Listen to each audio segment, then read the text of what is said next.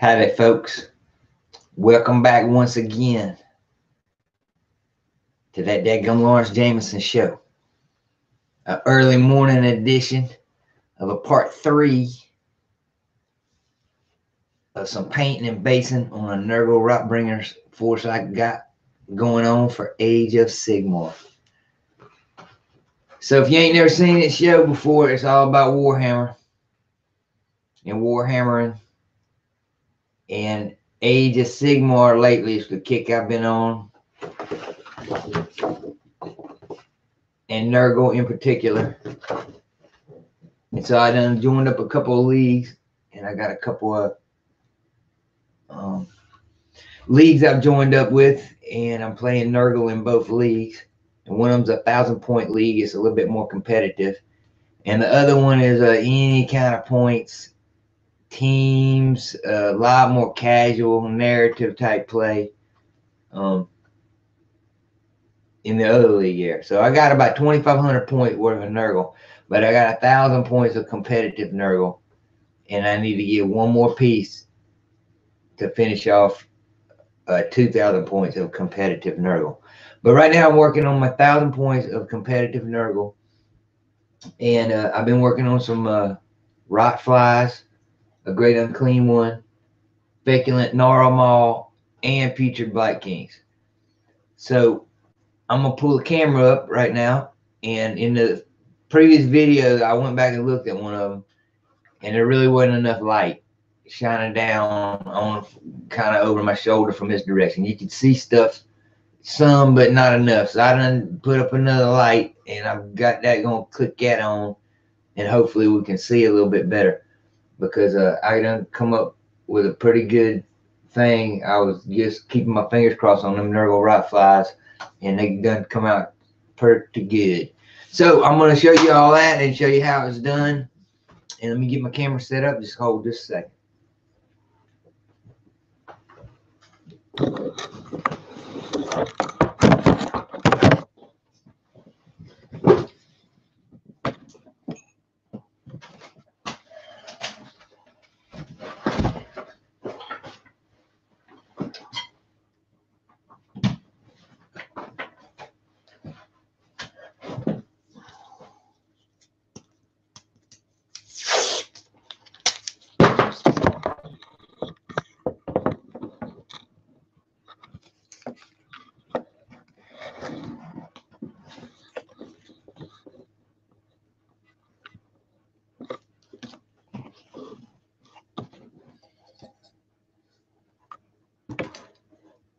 There's my pretty pink mouse again.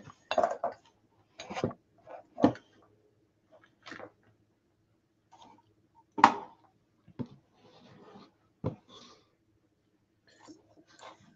believe that's a little better than we've been having light-wise.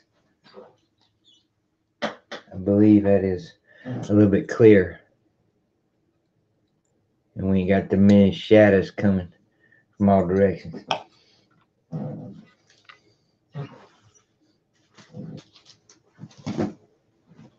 So to get started this morning, I want to do these rot flies wings and finish them off, the regular parts of the wings. Now, I have been glazing on them with a half-strength solution of this Drakenhof Nightshade, which is a blue ink, a blue shade from Games Workshop. Now, I have been glazing over the top of them, and I got them to about this stage with a few glazes. But to finish them off, now I'm going with a full strength. And I just did the tops of these wings right here, right before I kicked on the show. And I don't know if you can see in the picture, man, but the tops of the wings, I got a really good, almost not mother of pearl, but like them fly. I mean, it looks like a fly. But let me show you how I finish them off. I take full strength Drakenhof Nightshade, and I'm going to do the undersides of these wings. You can see that part right there, and I'm going to do the undersides. So what I do is I take full strength Nightshade. Now, if you ever fool with Games Workshop, blue and the purple is real strong, and so a lot of times you got to dilute it. So I put it on full strength only to about not quite halfway down, right? And I do the same on all the wings there, just full strength, but not quite halfway down. I come up on all of them.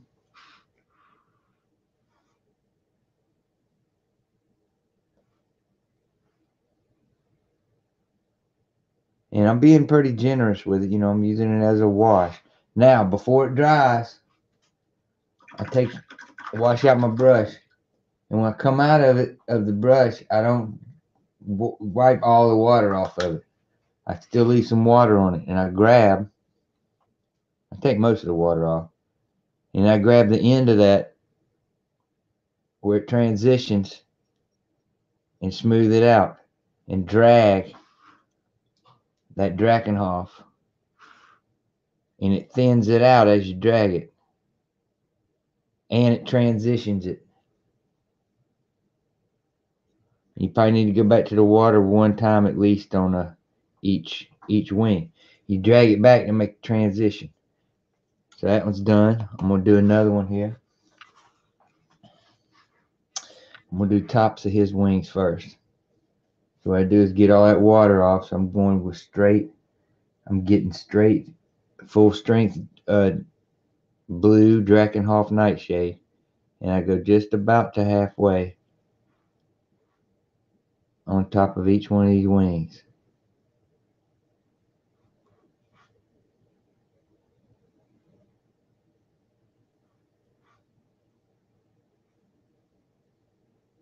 If I get too much, I can use that wick off method where I go back to the paper towel, let the paper towel wick it off, and then you come back and grab the little, if you got too much, and pull it back. All right, now that I've got all 4 wings done up to about halfway, I go to the water, wash my brush out, come to the brush, take some of the water off, and then I come back over and smooth out the transition between the full strength and the place where I didn't put nothing. And if I drag it off right, it transitions it and gets lighter and lighter out to the end to where it's nothing. You got to do this when it's still wet. That's why I'm working quickly, and I did all 4 wings, just bam, bam, bam. Then I can come back with them all 4 wet. You could do 1 wing at a time if you wanted, but for video's sake and on quickness sake, I'm just doing all 4. So you end up, excuse me, with that. You got a lot more of the shade up near the root of this thing, and as it comes out, it lightens up a considerable.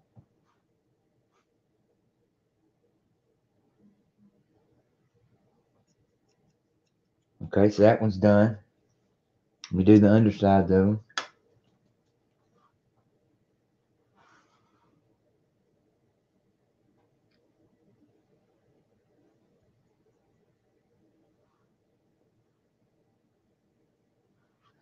Okay, I'm being fairly generous because I can come take some of it back off right before I drag it off. If I got too much, I can wick it off. I want to get a good strong blue up in the root, in the root right there.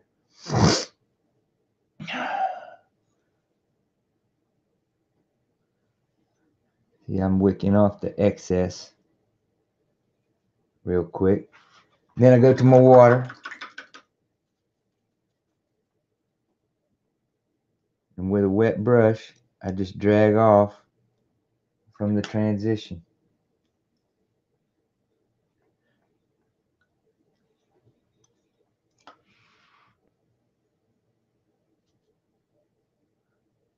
And if you find you went a little too much, you just wick it off and pull it off.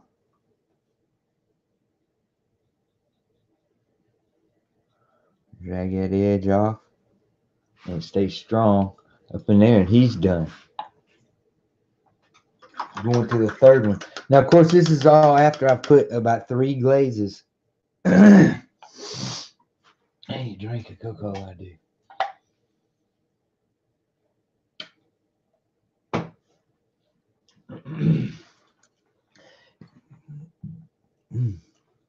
After I put about 3 glazes, a half strength, or even less than that, like quarter strength Drakenhof Nightshade in different glazes over the top. And after I painted the panels, a couple of different shades of silver, kind of like a jet fighter's panels when they wasn't painting them. All right, I'm going to do the same thing here. I'm going to hit all 4 wings real strongly up toward the root. I'm only going to go about halfway.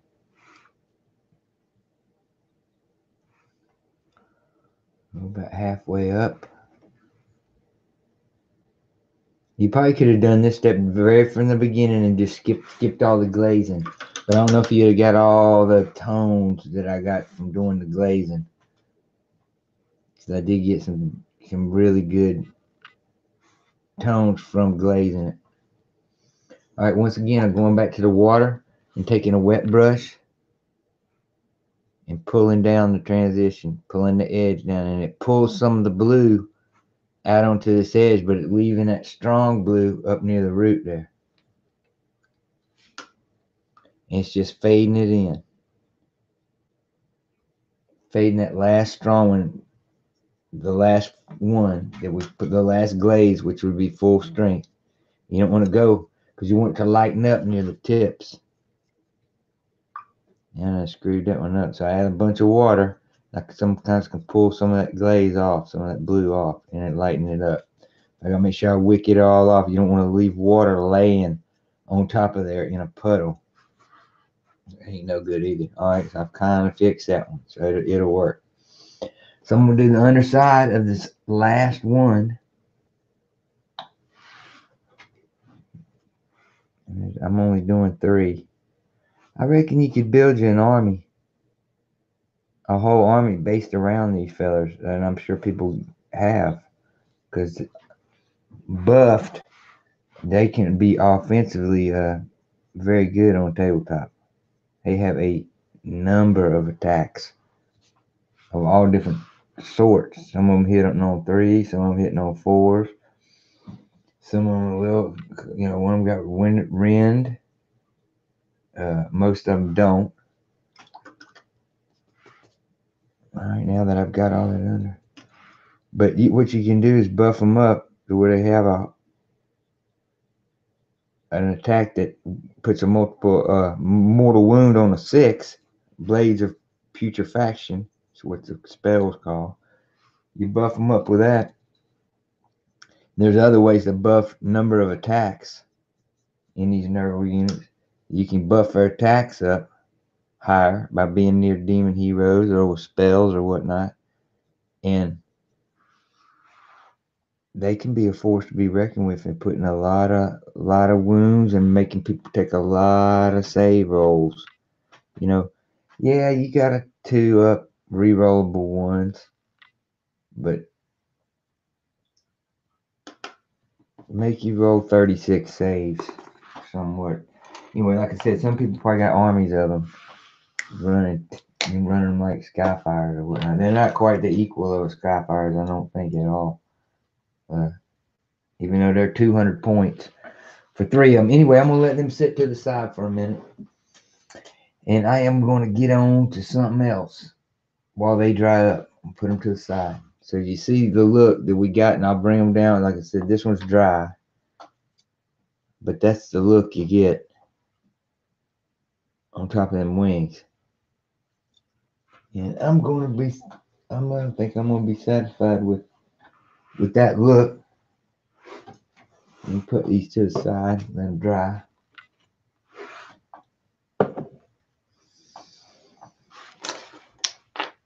Okay, yesterday we had laid in all the metallics on this tree and broke off one of the bells. But I think I'm ready to go in on this tree. And by go in, I mean go in and sketch paint it, wash everything all at one time. And so to do that, I need to make up a line of washes and tints and stuff that I'm going to need on the tree, because when you do these, like I'm fitting to do, you do it all at one time, like a watercolor paint. You don't just lay in the brown, some brown and let it dry, or some other color and let it dry. You do the whole thing at one time. Now I'm gonna paint the horns, not non-sketch painted. I'm gonna paint them in my style that I've been fooling with lately of painting them and doing that drip method, kind of that drip that lets washes drip down to give you the dark on the tip and a lighter up where it would be growing out, which I guess is a more natural looking thing. I don't know. To me, it looks like that. But I am going to go ahead and start tinting this thing. So I need to set up my tints. And of course, the teeth will be painted all later on. Probably gums will be accented. You know, I'm just basically these tints I'm fixing to lay on it is almost kind of like a base coat that I'm putting to it. So I need to get set up and lined up. I ain't gonna need no Dragon Nightshade. Actually, I do. I'm gonna put that and a purple to the side. Use them for some accents on the trunk of the tree. Okay, main things right there. I'm gonna need that Agrak Earthshade. That's for dang sure. Okay, I'm gonna need that non-oil. That's for sure. I'm gonna need Typhus Corrosion for the bells. I'm gonna need some red as kind of a base for them squiggly tubes. I'm of course going to need yellow and this real strong yellow. Now I know this looks orange. It's called Cassandora Yellow. And it's a Games Workshop shade, but it is yellow. It's a very, very strong yellow with an orangish tangerine type. Anyway, it's a very good color. I'll get some Seraphim Sepia down.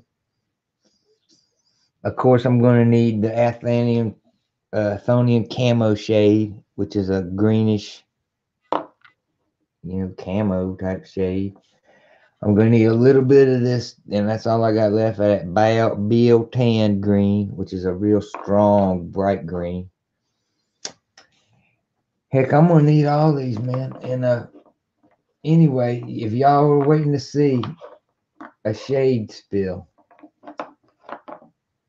well, you may be in luck, because the potential for a shade spill when I have every one of these open at one time. I'm using all of them at one time and more, because I'm fitting to make some more. Because what I want to do here is I got some brown that I like to use of this type of ink. It's a FW Artist Inks. Okay, and this is a brown. I like to use it on boots. It's a leathery type brown and a leather type things that looks good for, and it also looks good for wood and stuff, which I'm working with a lot right here, of course, with this big old tree. So what I'm gonna do first is I'm gonna get me a little bottle cap. I'm gonna use the same one I was using last night. Actually, I ain't. It's full of gunk. So give me just a moment and let me grab another couple bottle caps, because I'm gonna mix up that and I'm gonna mix up this green. So let me go grab a couple. I gotta go drink down a couple more Coca-Colas real quick.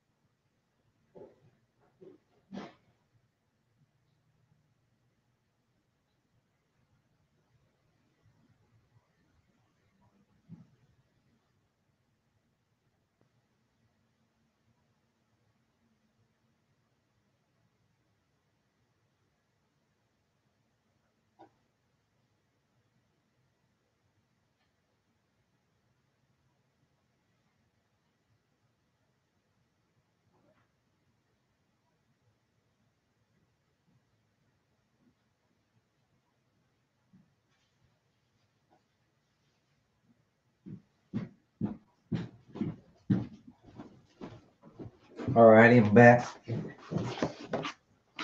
And I found a peanut butter cup too. And a couple of bottle caps. And these is what I use to mix up like half strength washes and shades, things like that. So that's what I'm going to do with this. So what I'm going to do first is take my dropper and give it a full squirt of brown. And this stuff is strong. Hercules strong. That's why I can't use it. If you use it full strength, it's like almost like a paint. It'll cover everything. And you don't get anything coming through. Now I'm going to go back into my water. I'm going to suck up a thing of water. I'm going to add the same amount. So now I'm at 50-50. All right, and I'm going to leave it at that for right now. And I'm going to do the same thing with that green one. Now, the one thing about the shades, why I couldn't use this old bottle cap from last night, I had some blue mixed up in it. But shades are just like really, really thin paints. And if you don't clean them out, which I didn't, it leaves little bitty chunks up in there. And if you try to put more shade and water and everything, try to do a new mix on top of it, those little chunks are going to come out. It's going to reactivate, and it can be a mess. So I'm going to use this green here too. This is a really, really dark green. It's almost like a brownish green. It's a very, very dark olive drab green. And it's also good for trees and things like that. So I suck it up. I'm going to give it a full squirt. That actually wasn't a full one. I've been using it long enough to know what a full. Alright, so I'll get it all out. I'm going to grab up some water.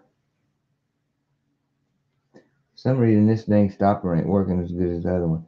Alright, now I got a 50-50 mix of that green. I take my brush, mix it around, check it on a paper towel. Still pretty daggone strong. The brown, it's good. It's still pretty strong. I might need another dropper worth of water a little bit in these.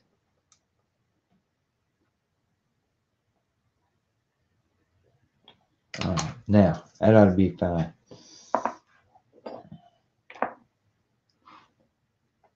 It's hard to get exactly 50-50 on the water and the ink, especially when that dropper's full of ink. And you can't really get it all out to get the dropper full of water, of course, I think.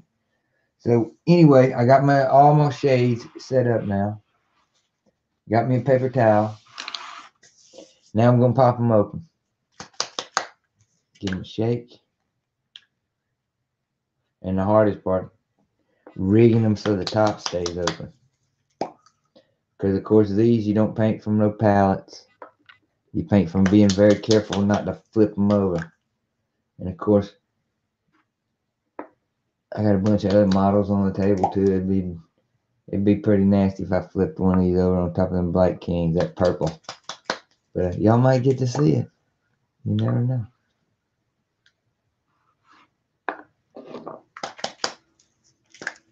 And a lot of times, I just got been doing it the same all the time. I line it up from the blues to the purples to the greens to the browns. This is how I've been doing it for a very long time. When I open up a bunch like this, I just did it subconsciously here, just the way I laid them out on one. And then I go into my reds and all the way over to my yellow.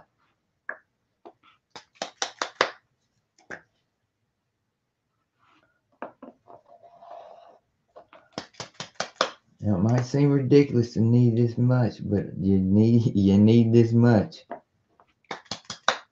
I actually need one more thing, and that's that oxide paint for them bells.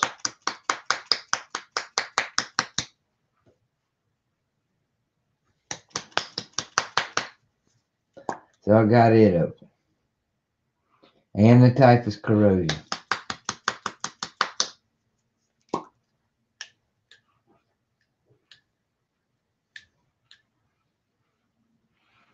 Alrighty, and here we go.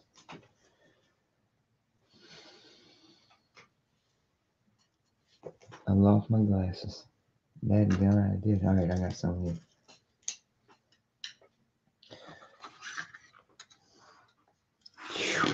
These ain't the ones. I gotta grab them other ones.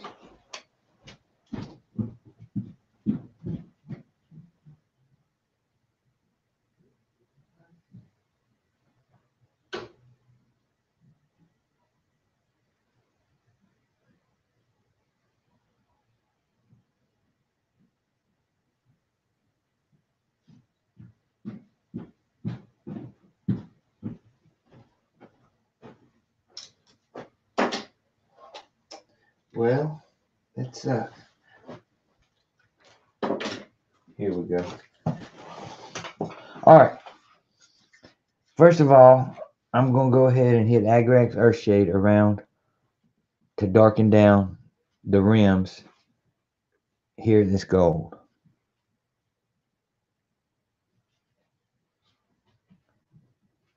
I'm gonna go ahead and do that all the way around with the Agrax,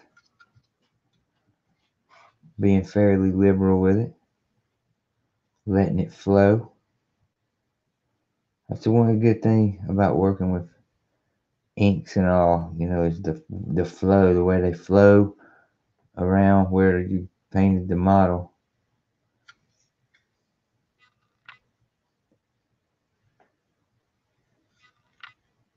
Okay, I'm gonna go on the third one. This Agrax is, of course, a really strong brown wash that it ain't nearly as strong as that brown that I got mixed up, but it gives a good darkened tone to gold and things like that. So then we hit them bracelets a little bit real quick with the Agrax. By bracelets, I mean these little things that I've painted gold that hold up the rings, that hold the chain, that hold the bell.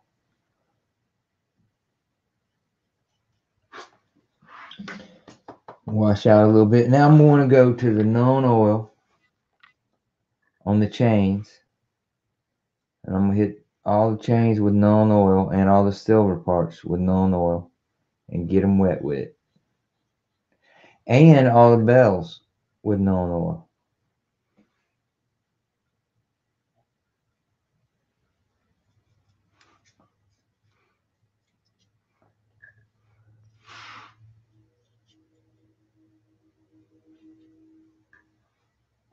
Working from top to bottom and letting it so when it drips down onto the bell.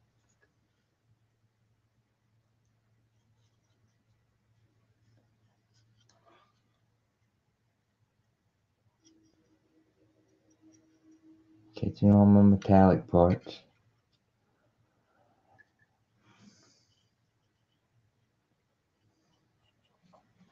Where's that bell that broke off? I'm going to attempt to have it keep up with them other ones.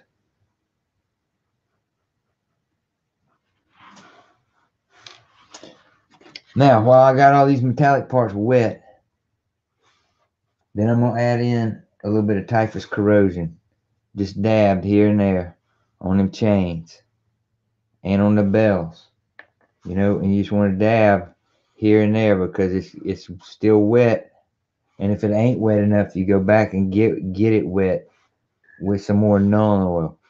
If you done worked around too far. But you want it wet, and while it's wet, you hit it with that typhus corrosion. In a dab, that's too much. See, and then I just move it around.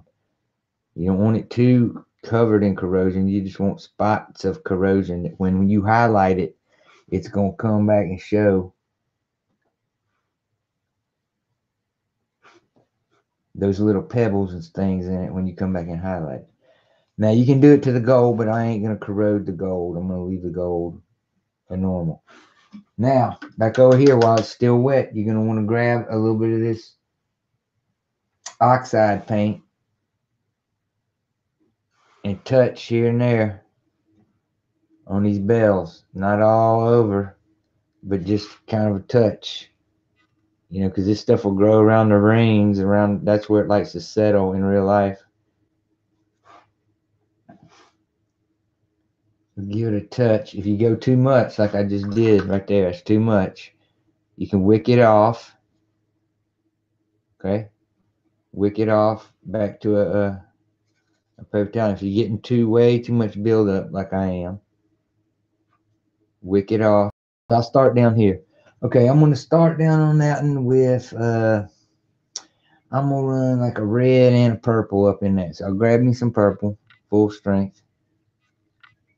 And I just run purple around on it, and I try to stay off the trunk of the tree enough. But this is a very liberal paint method.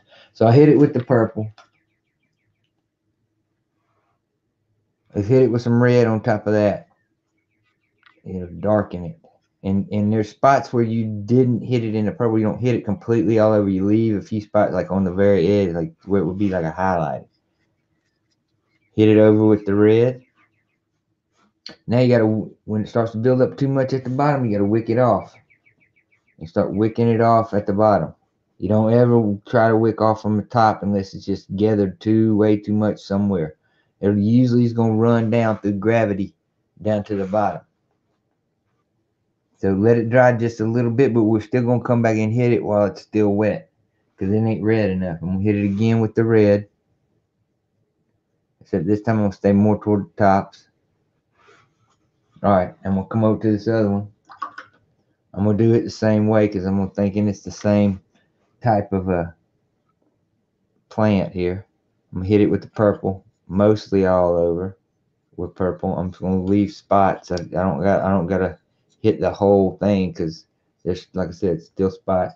Now I'm gonna come back with the red, and I do hit the red all over. Now the red will take up the spots that the purple didn't hit, and it'll be more red in those spots, but it'll be a subtle change from the red to the purple when it all dries up. So come back with the red. It's really called Caribird Crimson is the red that I'm using on here. It ain't a real strong red. It's a really a purpley plummy looking red, but that's what I'm using. All right, there's another one down there. I'm gonna do the same thing. I'm gonna hit it with a purple, mostly all over. Then I'm gonna come with the red. I'm gonna have to wick off a bunch, and I don't want it going too far onto my tree trunks and all. My tree trunks are gonna be mainly a brownish. Working again with the red. And do the tops of them. Now, I gotta let them dry up just a bit. They don't gotta get completely dry for my next step, but I gotta let them go dry for a little bit. Now I'm gonna work on this crown, which is a similar type thing, but I'm thinking I want to give it a little bit different hue. And I'm thinking I'm gonna go with a bluish.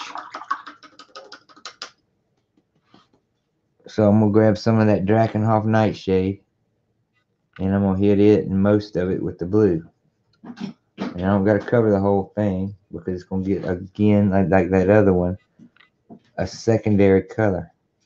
So I just throw that blue in there, throw it in. Now,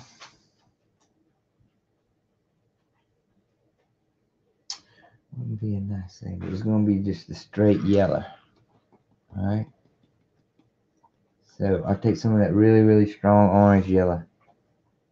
I'm gonna come in there. And at first I hit the spots that the blue didn't get at. All right. And I'm gonna have to wick off some that's getting down toward my trunk. I don't want it to drip down on my trunk. All right. And like I said, the spots I didn't hit with the blue, now I hit with that orangey yellow. It's called Cassandra Yellow from Games Workshop. So I'm hitting them. And the stronger parts of the blue, it's not really going to affect a whole lot. You can hit a little bit parts of the blue, but some of the parts you want to leave the pure blue. You see how a nice transition thing I got going on this head. You know, it's like tentacles. Ooh, I need to wick off that back bad. I'm starting to drip down onto my trunk.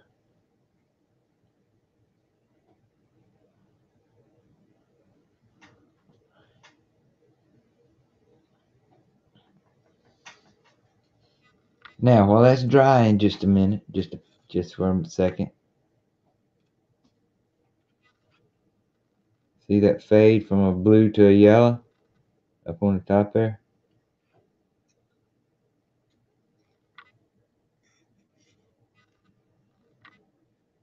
Hey, come this thing camera, man. Anyway, back down to here. I'm going to try to paint up kind of a highlight on these purple things that I put down. So instead of that real orangey yellow, I'm going to go for that straight Lamenter's yellow glaze. And I'm glazing the tops of these things. Now, I don't go over the whole thing. I'm almost like I'm highlighting. You know? I'm just going to highlight the tops of these purple doodads. And it's going to turn them to a purpley, alien, sickly looking, just very nice. And this is like working with watercolors. You know, you've pre-highlighted and all underneath with those dry brushes you did with the grays and whites. That's what's giving you all these strange tones and stuff.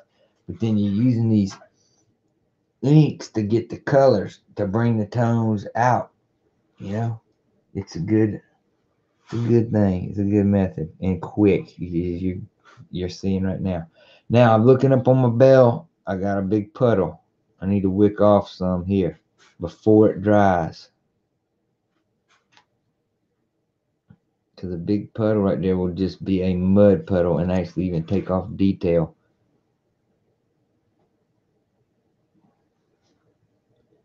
There we go. Now that bell's pretty much already dried. That one there. And it's come out real good. It's ready for the highlight and even in already. Alright, so I'm about ready for the tree. To do the main parts of the tree. I reckon I can go around the lips of the mouth, the opening of the tree right there. I think I can go around it right now with some of that red, that carroburg crimson, just in preparation for a regular paint. I'm probably gonna have to paint the lips a flesh color type over the top of this, and of course I'm gonna have to paint the teeth by hand. I can't sketch paint the teeth in. So I'm gonna get a purpley just so if I get some other colors up against it, it'll have a reddish fade up in there. So about the tree, of course the flies are gonna have to be hand painted in on there. All the boils will be hand painted in on there. But like I said, this is kind of like the base coat. So let's take some sepia, Seraphim sepia, which is a lighter than Agrax. It's a brown, but it's lighter. And we're going to do, let's just do this section right here. We're going to wet it up with that. And like the same way we did the other, we do it, but not all over. You leave spots that it's not covering. Okay, you're just giving like a 60 to 75% coverage with Seraphim sepia. And what that's doing is getting the model wet and laying like a base tone, you know, because this is going to be brown mainly, but it's going to have tones in it.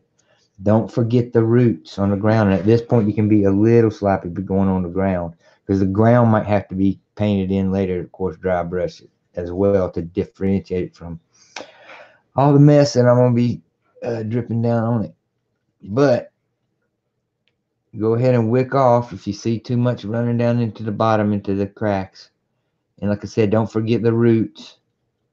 Now, all right, now I got it wet. I'm going to come back in with one of them ones I mixed, and it's that green. One of those greens that I mixed up from the green ink. So I'll come back over the top, and I hit some areas, and I try to concentrate on a couple areas that I didn't have that brown. I throw that green in.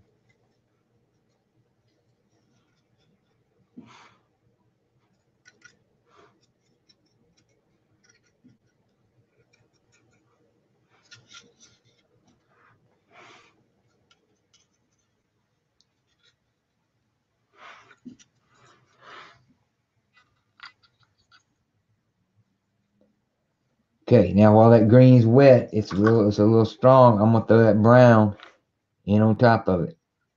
All right.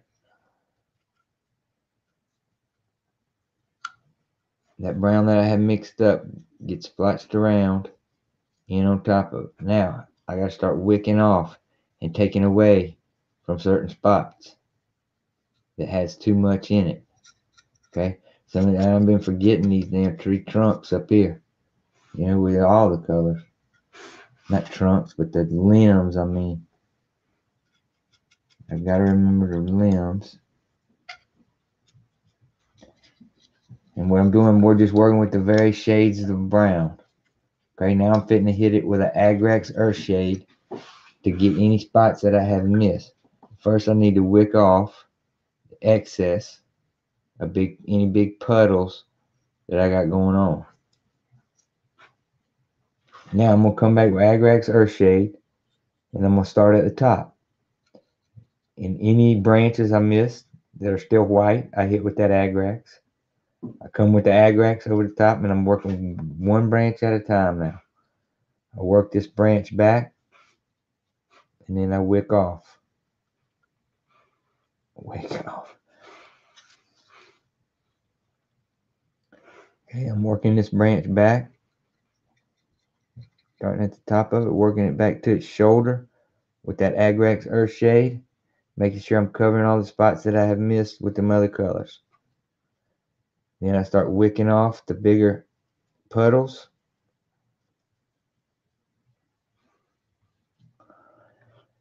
Now I start with this limb and come down from the top with that Agrax Earthshade over the whole thing.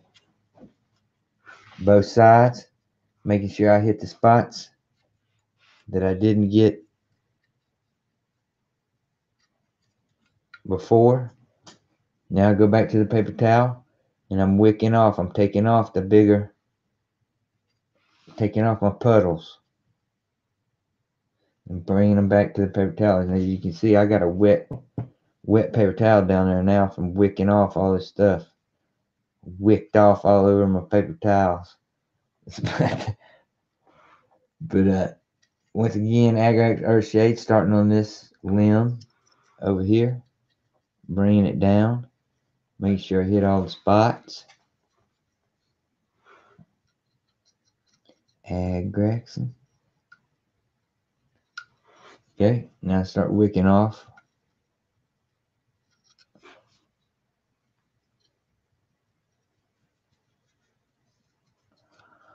Okay, now I'm down to the regular trunk part. Get that Agrax in there.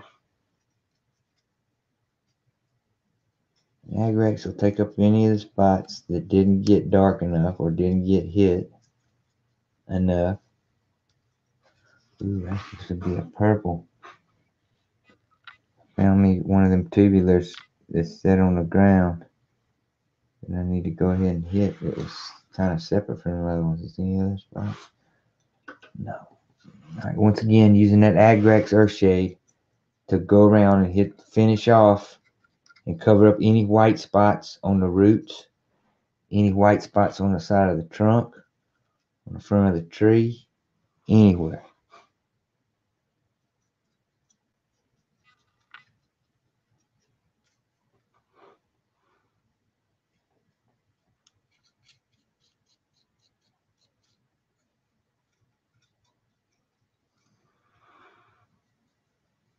Alright, you're going to let that sit in there for a second. Now, what I need to do is hit the ground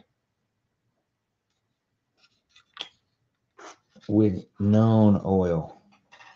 So I'm going to wash out. I'm going to grab me some None oil. I'm going to go all around where the rocks would be. Now, I'm probably going to have to come back in and paint the regular ground part. That's going to be a painted up. Well, to tell you the truth, I'm changing my mind here now. I think I'm going to take a mixture of None oil and put it on there first. And then I'm going to touch around that with maybe some brown. So I'm taking None oil, Slopping all around on the bottom.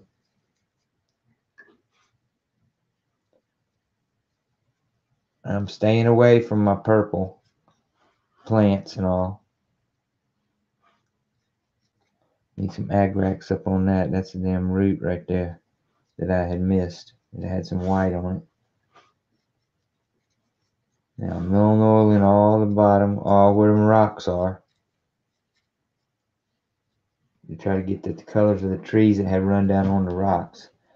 Now I need to go back around and wick off a whole bunch of this excess. Now while this tree's still wet, I need to add a couple tones. Alright, I brought that real strong green over here.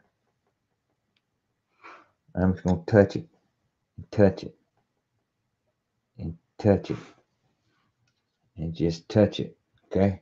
And then I got that camo shade, and I'm going to touch it in one spot. And I'm going to go over here, and I'm going to touch it. Got to wick off now. Getting too much. Get that camo shade, touch it over there. Make sure I wick off enough. That camo shade ain't doing a whole lot because I'm going over so many other washes, but that other green is. I don't know if you can see in that there, it's giving a different, it's working. So I'm going to take a little bit more of that green and put right there where I had the accent. It's almost like a moss. That's what it's going to look like growing up on here. Okay. Had a little bit more of that green right there on that root, and it looks like a moss growing up there. Now I need to go around the bottom. I've got gravity drawing down all these colors that I've got too much of somewhere. I need to make sure I wick off my fingers as well. Come back around, grabbing, going back to the paper towel, filling up the brush from that bottom and going back to the paper towel. Now I've got some pretty good tones going on with that daggum green and all that, but I need some final extra something. So I'm gonna wash out. I'm gonna grab a hair of blue. I'm gonna put it right next to that green. You know, just a little bit of blue, and I'm gonna focus this blue around where some of them boils are. All right, that Dragonhof Nightshade. I'm gonna go around the boils. Is what I'm gonna do with it.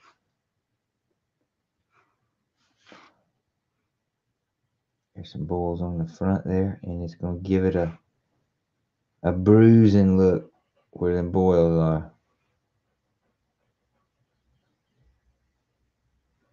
Because the boils and all paint by hand. And that's kind of the detail that comes out. Alright, I need to add a little bit more blue around that one. So that it actually looks a little bit blue. Still wicking off. Alright, it's coming out fairly good. Fairly good. Now, I need that outside of that tree to dry just a little bit. But I'm going to start putting my base coat on my flowers. By flowers, I mean them 3 blossoms. So the first thing I'm going to put on it, I reckon, is that orangey yellow called Cassandora yellow. And you see it's kind of like a tangerine color, but it's yellow. And it's going to leave these yellow. Alright, I go around.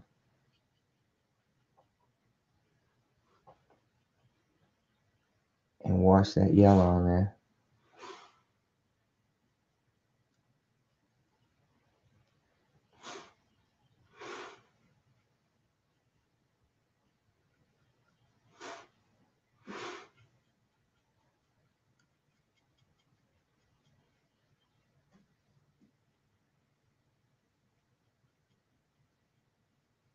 Okay, got a coat of a yellow. Now,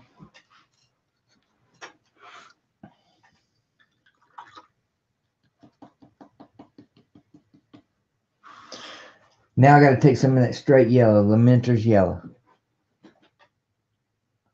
And I'm going to add it to the tree in some spots. In some of the flatter spots and high spots. It's almost like it's going to be like a highlight. Okay. You can see like right on the edge of that right there. I'm going to add yellow in right there.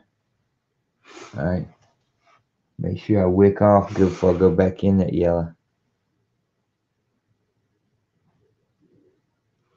Add yellow to them high spots. Up on the shoulder right here. And these knuckles, elbows of this tree.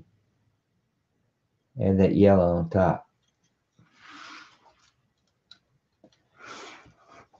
Come over to the front. Once again, add some yellow there. Reinforce that yellow right there. Reinforce them yellow tips that I'm getting to come out on there. Reinforce a little bit of yellow on top of that root. Stay away from the blue that's around the pustules and around the where you're going to paint them. I just about got it. That's just going to be about all for our washes. I still need to get that thing more purple. There's one more of them tubulars that's laying down on the ground that I didn't really take care of when I was fooling with them before. There's actually two. There's one laying there and one laying there. I need to get them more purple. Now, since they've dried, them pustules, it looks like I need to come down on top of them one more time with that regular yellow. Right up on top of them. I think they got that orange yellow put to them. I think. But I'm using this yellow as a highlight, kind of. I'm putting it only on the tops. Now it's running around, but it's mainly staying on the tops. I got one more spot to put it. And even though this tree is dark, now that I'm giving all this yellow highlights, now it's starting to, it looks almost bright. It's getting brighter. So, yellow highlights up on top of here. Now that that's dried, it'll take them even more. That pure yellow. Sometimes when it's wet, it doesn't want to take the purely yellow as good. Spin it around. I need to wick off some of this stuff that's coming around on the bottom.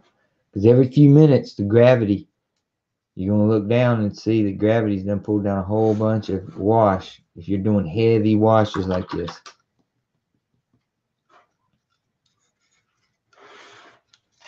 Okay, on the back side of them, I'm going to put another yellow wash right up near the top.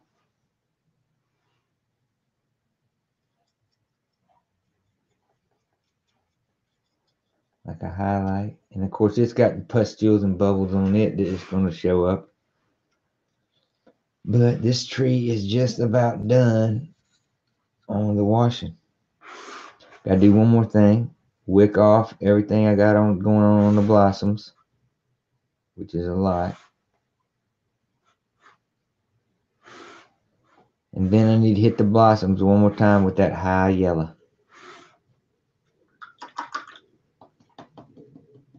This same Lamenter's yellow glaze. And I'm going to hit the front of the blossoms with it.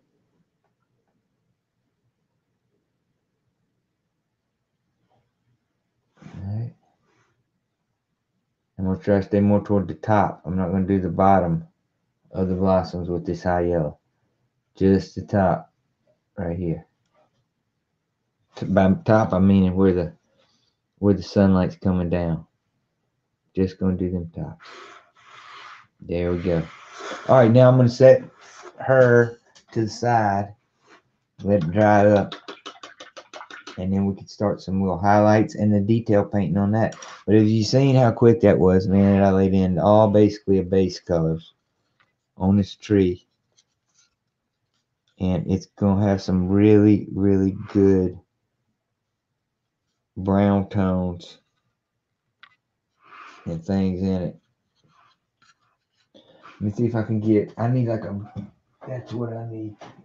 I bet you this is gonna help out. If I hold this up behind you.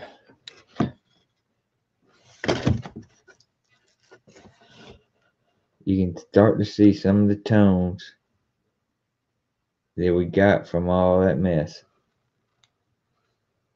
And it still ain't dried, so it still ain't gonna give you all the, show you all the tones that we got. And you're gonna bring some of those out in the highlighting process too. It's gonna make you more.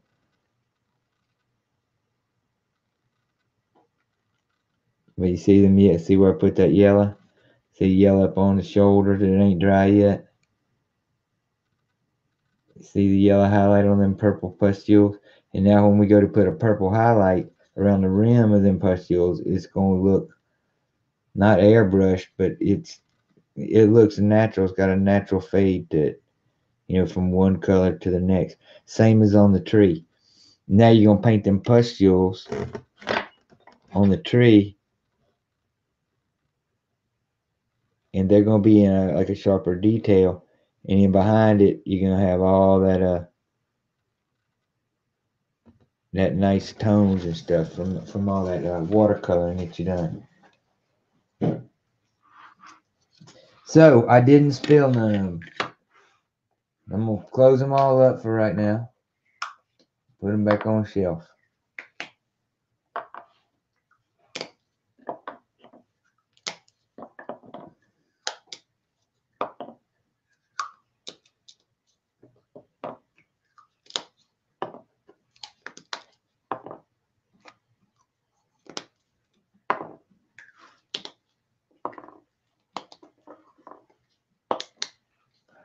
Alrighty then. Now I'm gonna throw them back up on my little holder. Get them out of the way.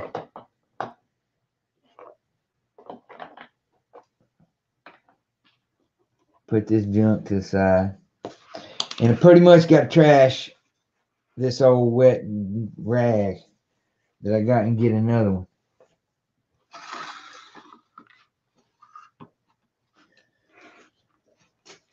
So back to the daggum rot flies. Now that they're dry, maybe I'll put this thing behind them and you can see them a little bit better.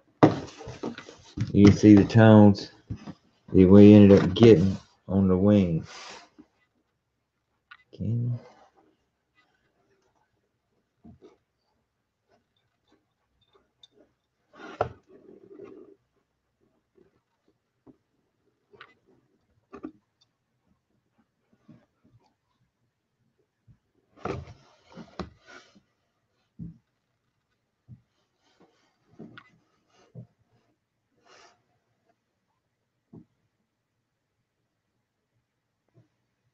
It'll come out pretty good.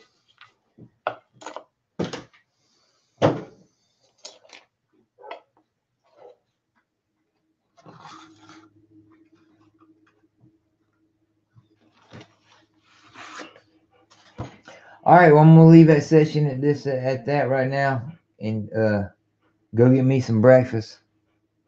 And I guess I will see y'all on the next flip side.